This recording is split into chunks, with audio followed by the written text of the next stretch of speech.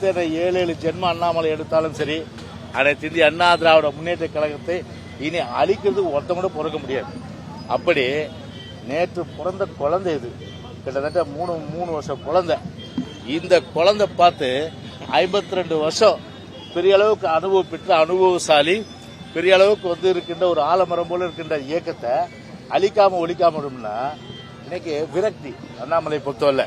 ஆனால் ஒரு மேனேஜரை ரிலீவ் பண்ணிட்டாங்க. உன்னுடைய பொசிஷன் என்ன? நீ ஒரு மேலாளர், ஒரு மேனேஜர், ஒரு கம்பெனியுடைய மேனேஜர், ஒரு கட்சியினுடைய ஒரு பொதுச் செயலாளர், 2 கோடிக்கு மேற்பட்ட தொண்டர்கள் கொண்டிருக்கின்ற ஒரு மாபெரும் இயக்கத்துடைய ஒரு தலைவர். ஆனால் ஒரு மேனேஜர் போய் 2 கோடிக்கு மேற்பட்ட தலைவர்கள் கொண்டிருக்கின்ற ஒரு மாபெரும் இயக்கத்தையும் அதனுடைய பொதுச் செயலாளர் இழிவுபடுத்த சொன்னால், இந்த விட்டில் பூச்சி எல்லாம் இந்த கடைசி காலத்தில் என்ன ஆகுன்னா, இந்த பல்பு பெரிய அளவுக்கு பிரகாசம் எரியும், அப்புறம் பார்த்தா டப்புன்னு ஃபியூஸ் போயிடும். அந்த மாதிரி ஃபியூஸ் போன அண்ணாமலையா தான் இன்னைக்கு நாட்டு மக்கள் பார்ப்பாங்க.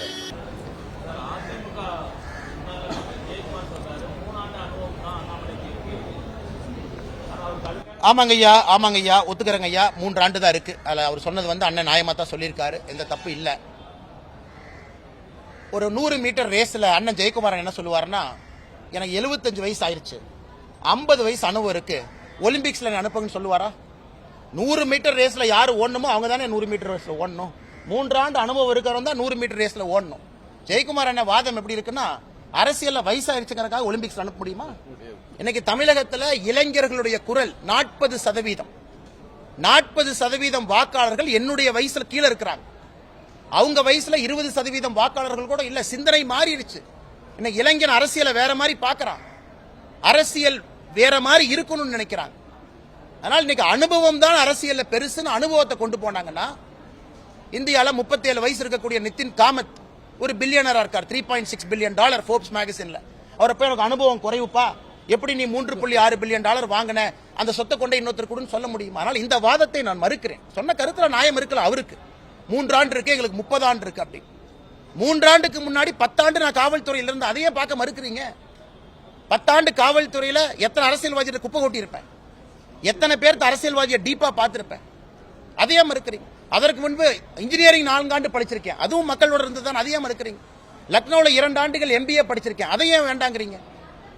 10 ஆண்டுகள் கிராமத்துல மம்முட்டி பிடிச்சு தண்ணி பாய்ச்சிருக்கேன், பால் கறந்திருக்கேன், சாணி எடுத்திருக்கேன், விடிய அப்பாவோட தோட்டத்தில் போய் தண்ணி கட்டி இருக்கேன், அதையே மறுக்கிறீங்க.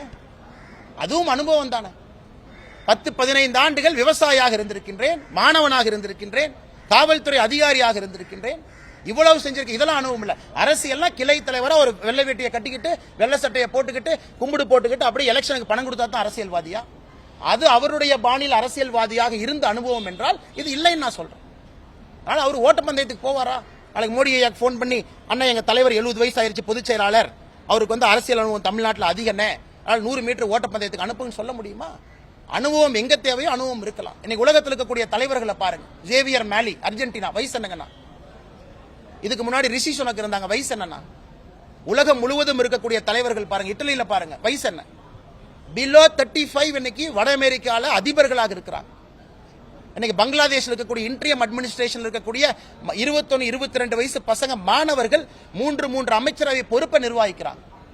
அதனால இன்னும் அவங்க அந்த காலத்தில் உட்கார்ந்து இருக்கிற மாதிரி 70 வயசு 60 வயசுனா இந்தியா மாறிடுச்சு. அவர்களுக்கு புரிவதற்கு நேரமாகும். வரும்பொழுது அவர்கள் புரிந்து கொள்வார். செய்திகளை உடனுக்குடனும் துல்லியமாகவும் தெரிந்து கொள்ள சப்ஸ்கிரைப் பண்ணுங்க.